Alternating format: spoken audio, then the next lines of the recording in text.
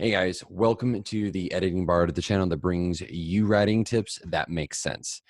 Today, we're going to be going into our next cringe-worthy review of The Last Jedi, and let's just say it's going to get a little bit ugly.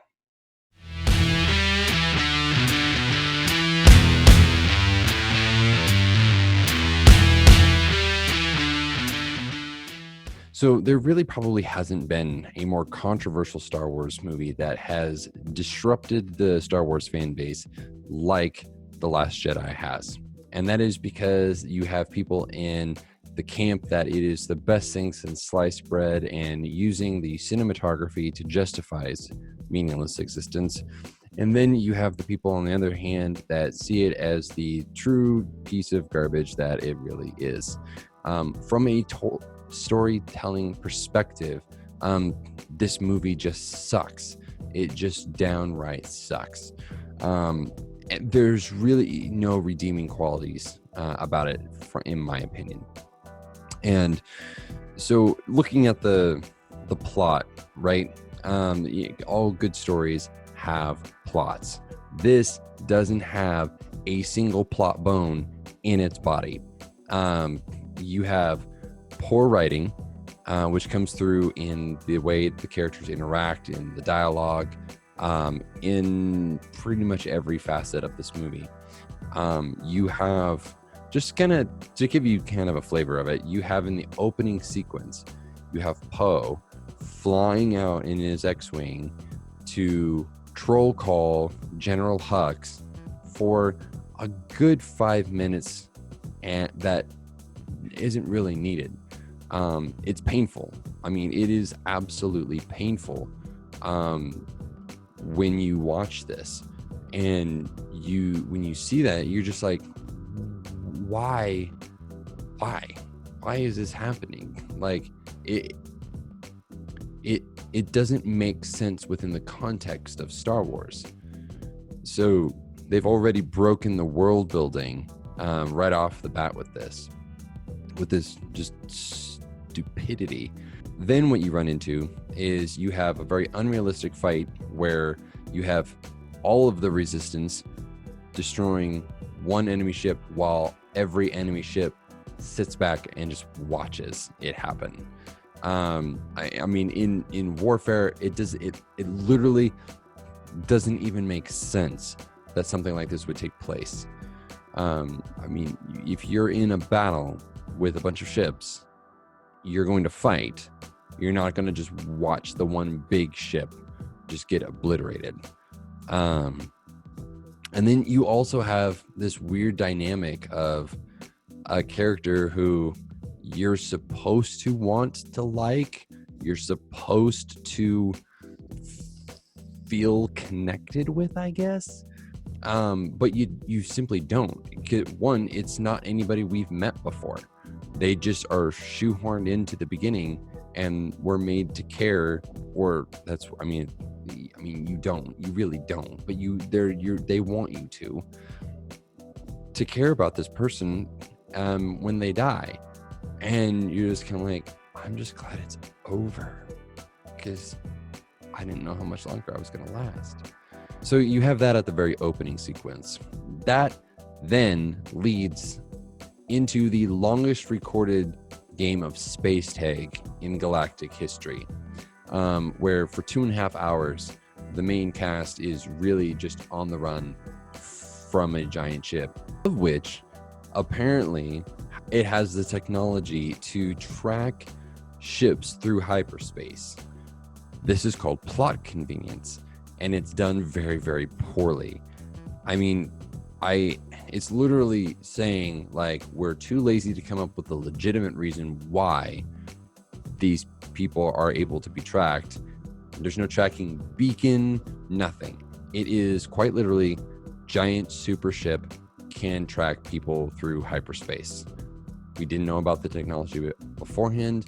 We really don't hear anything about it throughout the rest of the movie.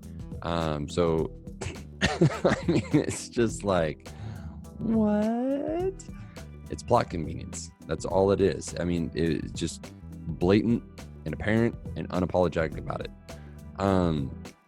And the fact that these smaller ships are outrunning a ship that theoretically should be able to destroy them, is just nonsensical to me. And it's so comedic that, I mean, you can quite literally hear the pew pew pew pew pew pew pew pew pew pew pew as the big ship is poking the backside of the other ships that have just put all of their force field power to the back, and they're running low on gas. I mean, that's half the movie. That's probably 3/4 of the movie. So, and then you have a bunch of just pointless deaths. I mean, everybody just dies because Leia herself gets blown out into space and then becomes the Force version of Mary Poppins and flies back, like pulls a Neo from the Matrix, flies back into the ship and immediately falls into a coma. Also, plot convenience. Why? They could have given her a dignified death. She fought and died for what she believed in and just leave it there. But no, can't do that. We got to bring her back because we gotta finish do something with her. We don't know what, because she's in a coma, so she has no character development. She has no growth. So she really didn't need to be in the movie. Could have just killed her off and been done. But the part that was so unbelievably mind-blowing to me was that nobody addresses it. Nobody says anything about it. Nobody goes, wow, guys, like, did you see that? Because, like, I saw that. That was insane. No one says anything about it throughout the whole movie. Now, if you're writing a story, then something like that should be addressed, because it's kind of a big thing, kind of something big, something that the audience is going to go, wait, what? If you don't have an answer for it, don't put it in there. And it better be a real good reason, because they did not have a good reason to keep Leia alive after that. They simply did not. Absolutely ridiculous. And I mean, besides the glaring plot holes, of which there were many, and just the overuse of plot armor and plot convenience, and just not really having a story other than like, hey, let's just kind of steal some ideas from the second Star Wars movie, Empire Strikes Back. Let's just do that, but then just insert a bunch of randomness into it. That's essentially what happens. I mean, you have Finn and Rose, and I'll get to them in just a minute. You have them go on this side quest to find a hacker who, in the end, they don't even need. I mean, he really serves no purpose there. The only purpose that they have in being in the movie as characters themselves is that they have to go to a rich white planet. And when I say white, I mean it's just like everybody there is white.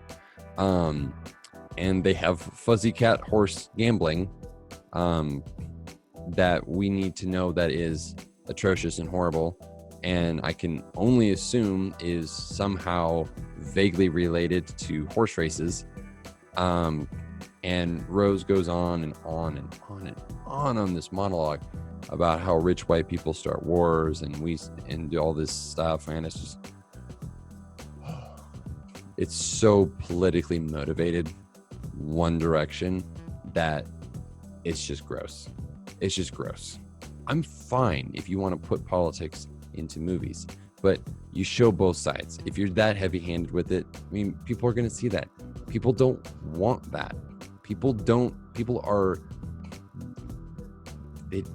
want it in movies, especially that heavy-handed.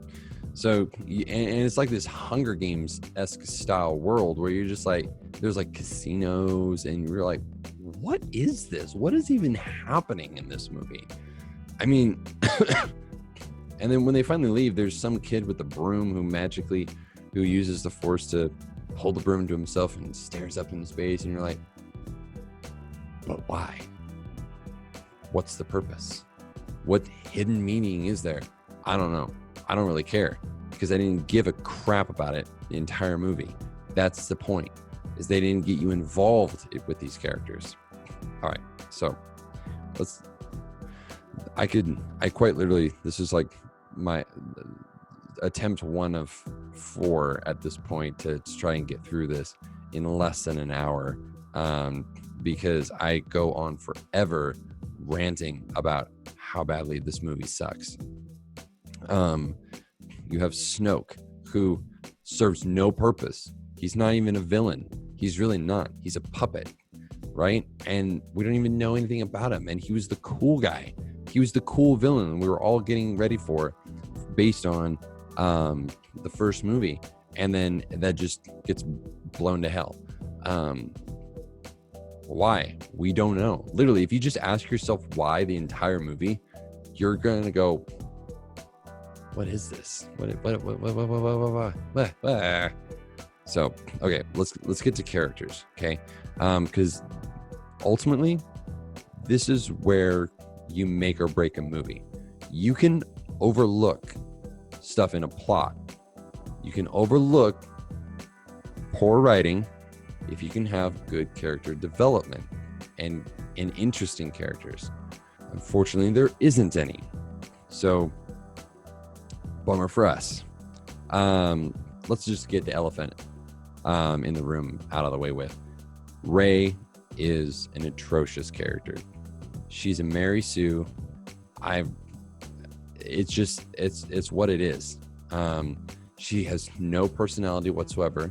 She's just a strong woman who is strong for the sake of being strong. That's how Disney makes them. That's how Hollywood makes them. I don't know what to tell you. She's not interesting. She has no personality. She's nicer than Captain Marvel, but ranks right up there in characters that just plain suck. She has no flaws whatsoever. She's able to do everything that she needs to, and she accomplishes all of her goals. She doesn't even know how to use a freaking lightsaber, and she beat Kylo. I mean, he was at least trained by Luke for a period of time. So there's no way that should have happened. Period. Plain of end of story. But she did. Finn, for that matter, shouldn't have been able to stand up against him. But you have both of these characters doing just that. She just trains herself on Octo. She doesn't need Luke. She doesn't need an old white guy telling her what to do, because she's a strong, powerful woman character who is powerful. I don't know what else to tell you guys. Like, this is just poor writing. This is how you can tell that there's a narrative there that doesn't jive with the story, because it just doesn't make sense. The whole purpose was for her to find Luke so Luke could train her. So to have her go there and find Luke, to not have Luke train her, to have her spend 5 minutes swinging a lightsaber around, doesn't mean you're trained at all. And if you watch, there's the throne room autopsy that Shadowversity does. If you've watched the throne room autopsy by Shadowversity, I'll put a card up at the top for you guys, so that way you can watch it. Like, they go into details about why Rey should have died like a bazillion times. And not only is it humorous, because Shad is amazing, it also just goes to show you just how little attention that the people paid to the scenes or anything related to Rey. I mean,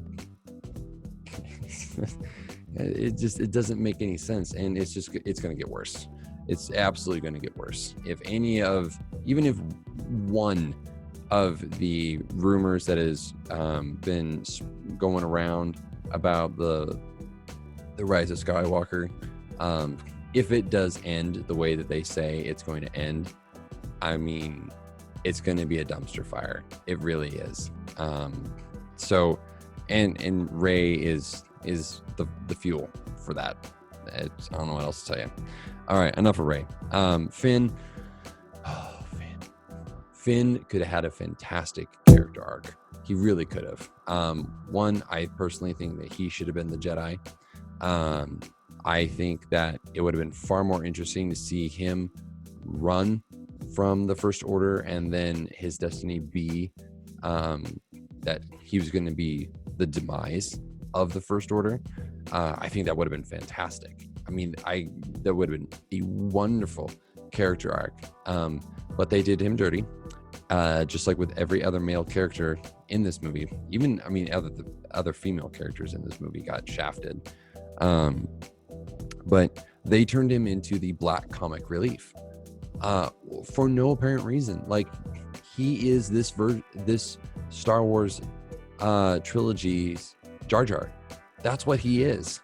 He's comic relief for the sake of comic relief, and it's disappointing because it didn't need to be that way. He actually had a very interesting character to start off with, and we could have gotten some really great behind the scenes look at the First Order, what they do, the mindset of a stormtrooper. Like, we could have really gotten into some awesome details about that, and they didn't. He's just the Black comic relief, put into a coma at the end of the last movie, and then for part of this one, and then he wakes up straight Black comic relief.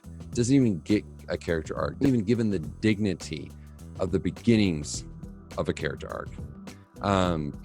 He just becomes straight Black comic relief, and weird love interest for Rose, who she is useless, absolutely useless. She is the female version of boy Anakin from Phantom Menace. Doesn't do anything. I mean, and even Anakin actually got to do something, but he was annoying, and you really didn't feel like he belonged there. Just being honest. She just had no purpose in being in this movie. She stops the one self-redeeming thing that Finn had a chance to do, which was sacrifice himself to save everybody. She freaking stops that, so that way she could kiss him. And then she goes on to something like, some things are worth fighting, some loves are worth fighting for. I don't even remember, because it was so bad and corny and forced, no pun intended.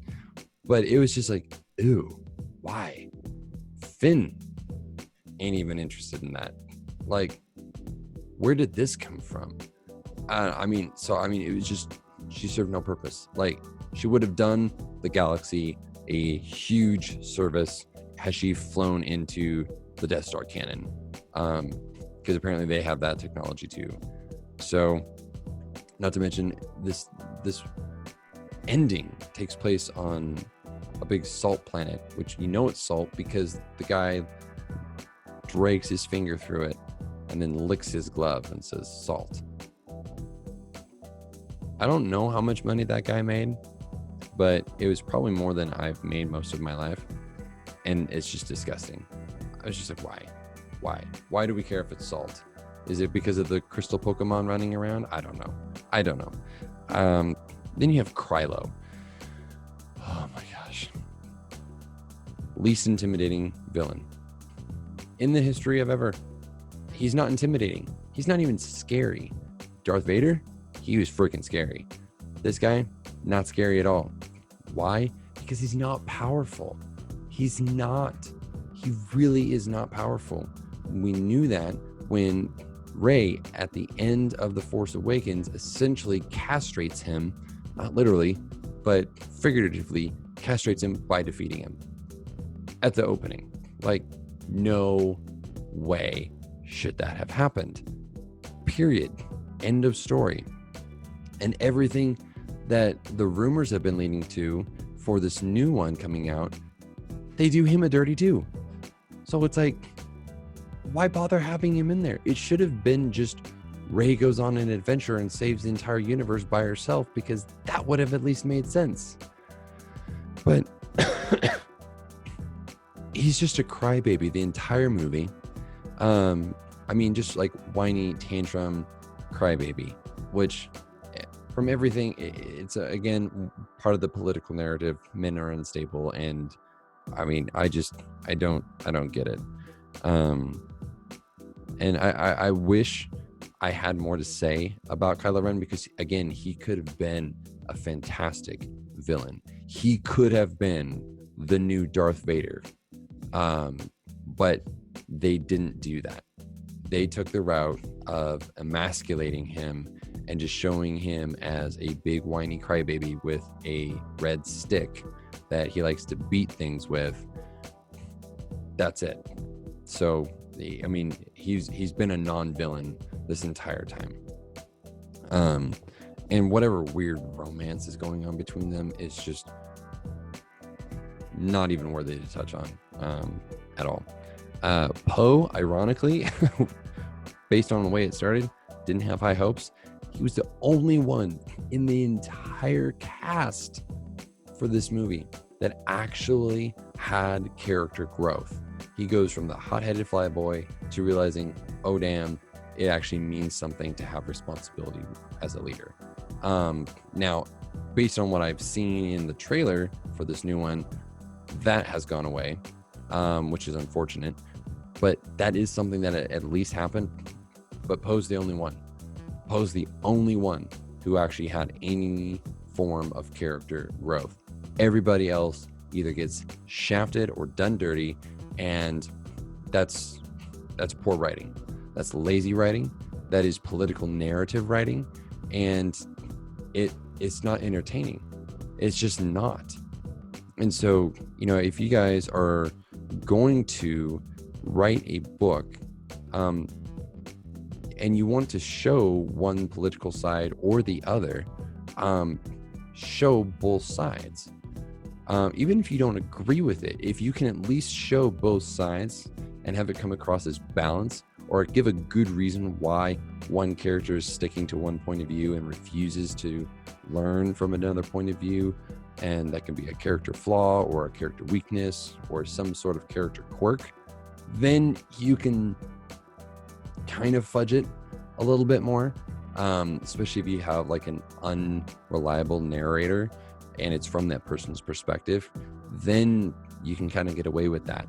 But what ends up happening when you are writing a story and you're trying to have a strong character who is strong, they end up just looking like a Mary Sue or a Gary Stu, depending on whether it's male or female. Like it's going to be one or the other for that, and it's just not good, because no one's going to read it, because you're bludgeoning them with your message. You're telling somebody what you want them to believe.